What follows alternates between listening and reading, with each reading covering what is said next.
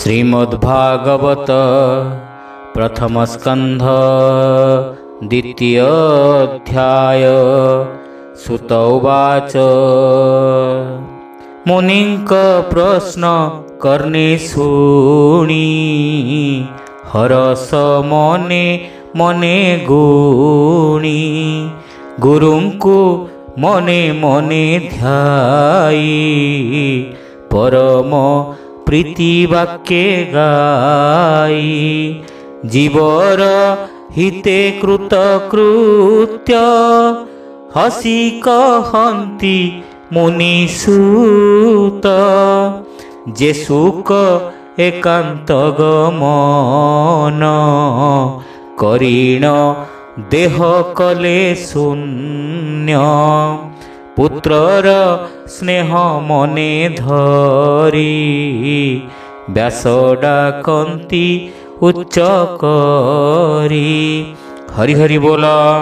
पितार स्नेह रक्षा अर्थे उत्तर देले वृक्ष पथे ताहांकु मोर नमस्कार जे हृद सर्व प्राणीकर जीवर परित्राण अर्थे करुणा बहि जेहु चित्ते अखिल वेदर जे सार जे अनुभव आपणार कहिले पुराणर सार ताहांकु मोर नमस्कार बाणी नर जे नारायण जे ग्रंथ संसार तारण उदित कले ए संसारे नमई ताहांक पयरे एमंते नमस्कार करी कहन्ति मने मोद भरी शुण सकल मुनिजन साधुए तुम्भर वचन परम मंगल ए वाणी जीवनी स्तरे जहा शुणी परम धर्म ए जगते कृष्ण भक्ति जेउ मते फलर आशा जही नाही विघ्न पशिब अबा काहीं जे भक्ति बड़े ए संसार नुहई पुण ए जीवर। हरि हरि बोला। भक्ति कले ज्ञान होए जीवन पड़े माया मोहे कृष्ण चरित शुणी जेबे भक्ति न जन्मे मूढ़ भावे केवल श्रम ताहांकर काहू तरिबे तम घोर अर्थ संचित जेते नर केवल दुख ताहांकर अर्थे न पाई धर्म मोक्ष से काम लोभटी प्रत्यक्ष इंद्रिय अर्थे प्रिय जेते लोभे भ्रमई काम अर्थे जावत जीव न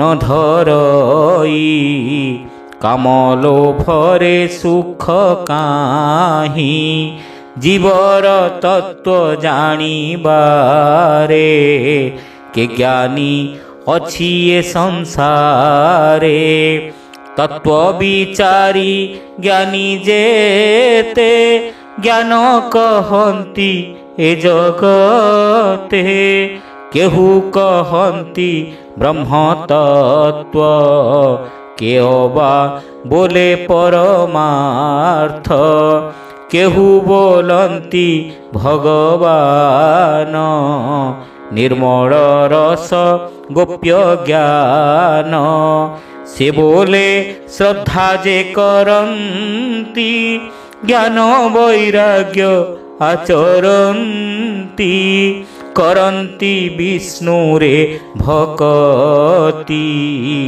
आत्मा रे आत्मा को देखन्ति हरि चरणे भक्ति जात अज्ञाने न जाने जगत एणु ए अखिल जगते अछन्ति वर्णा श्रमी जेते स्वभाव धर्म आचरणे भक्ति उपजे नारायणे। हरि हरि बोला। तेणु संतोष कृष्ण होई प्राणी की चौवर्ग देई एघेनी होई एक मन भावे तो शिव भगवान। श्री कृष्ण जन्म कर्म जेते नित्य शुणिब कर्ण पथे निर्मल करी दृढ़ मन निरते करिब कीर्तन। ध्याने चिंतिब कृष्ण रूपे पूजा करिब सूक्ष्म कल्पे। ए भावे भक्ति जोग बढ़े कर्म बंधन ग्रंथि छिड़े। एणु जगते ज्ञानी जेते कृष्ण न भजिब के मन्ते। कृष्ण कथारे रति जार से प्राणी भव मध्ये सार। हरि चरणे जार श्रद्धा ताकू न लागे भव बाधा। से पुण्य साधु संग मिले पुण्य तीर्थ को आश्रय कले। भकत संगे जेबे मिसे तेबे से हरि रसे रसे।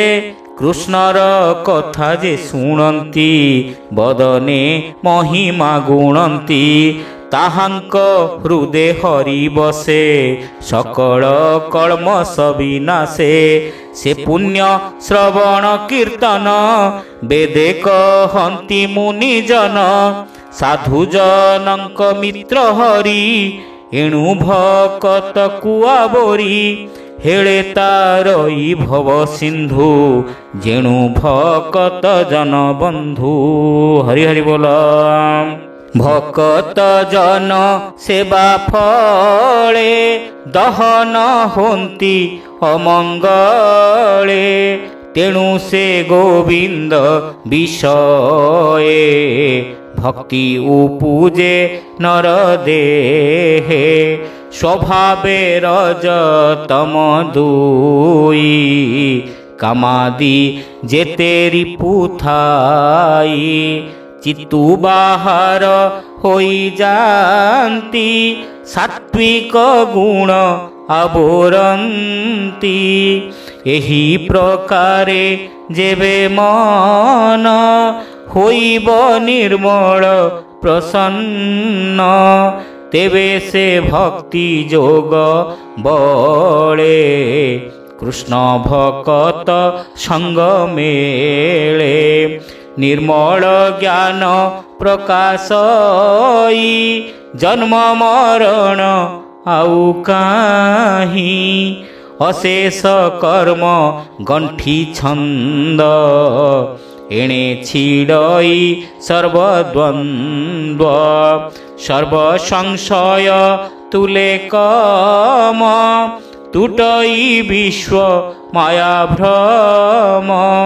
आत्मा रे आत्मा को देखंती जन्म मरणे नाही भ्रांति। एणु पंडित जन जेते आनंदे भक्ति जोग मते। हरि विषय दृढ़ चित्ते नित्य भजन्ति आत्मा हिते। विष्णुर मायारु संभूत आदि प्रकृति जनमात। जे सत्व रज तम गुण सृष्टि पालन संहारण। अनादि परम पुरुष ये तीनी गुणे से प्रकाश। सृष्टि उदय ब्रह्मा होई पालने विष्णु से बोलाई। संहार काले रुद्र रूपे सुख विहरे मोह कल्पे। से शुद्ध सत्व विष्णु देहे जंतुंक श्रेय गुण बहे। काष्ट संजोगे धूम जात धूमरु ଅନଳ ସମ୍ଭୂତ। ତୃତୀୟ ଅଙ୍ଗାର ପ୍ରମାଣ ତାମସ ରଜ ସତ୍ୱଗୁଣ ଏଭାବେ ବ୍ରହ୍ମ ପରିମାଣି ଭବସାଗର ତରେ ପ୍ରାଣୀ ନିର୍ମଳ ଚେତା ମୁନି ଯେତେ ବିଚାର କରି ଆତ୍ମା ହିତେ ବିଷ୍ଣୁଙ୍କୁ ସତ୍ୱଗୁଣେ ଜାଣି ଭଜିଲେ ମୋକ୍ଷ ପରିମାଣି ତାମସ ରଜ ଗୁଣେ ଯେତେ ଯେ ଭୂତପତି ଏ ଜଗତେ ସ୍ୱଭାବେ ଘୋର ଭୟଙ୍କର ଏଣୁ ନ ଭଜେ ସାଧୁ ନର ଅହିଂସା ଶାନ୍ତି ଗୁଣେ ଥାନ୍ତି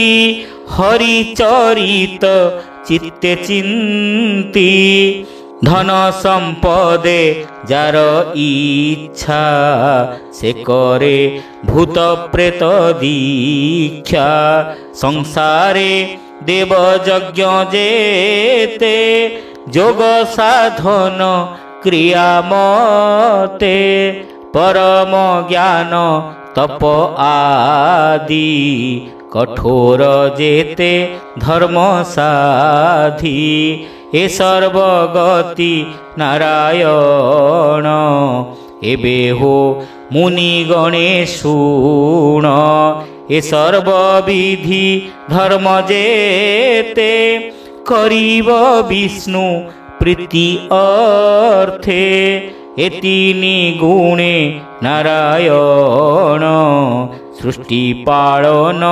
ସଂହାରଣ ଏମନ୍ତେ ବିଶ୍ୱରୂପ ଧରେ ମାୟା ସଂସାରେ ସେ ବିହରେ ସ୍ୱଭାବେ ନିର୍ଗୁଣ ମୁରାରି ଖେଳଇ ତ୍ରିଗୁଣ ଆବୋରି ସକଳ ଜୀବ ମଧ୍ୟେ ଥାଇ ଅଜ୍ଞାନେ ଜୀବନ ଜାଣଇ ଅଶେଷ ମହିମା ଯେ ଧରେ କିବା ଉପମା ଦେବା ତାରେ ସେ ହରି ଚରଣ ପଙ୍କଜ ସୁଜନ ଜନନୀତେ ଭଜ କହଇ ଦାସ ଜଗନ୍ନାଥ ଗୀତ ପ୍ରବନ୍ଧେ ଭାଗବତ କହଇ ଦାସ ଜଗନ୍ନାଥ ଗୀତ ପ୍ରବନ୍ଧେ ଭାଗବତ। ହରି ହରି ବୋଲ।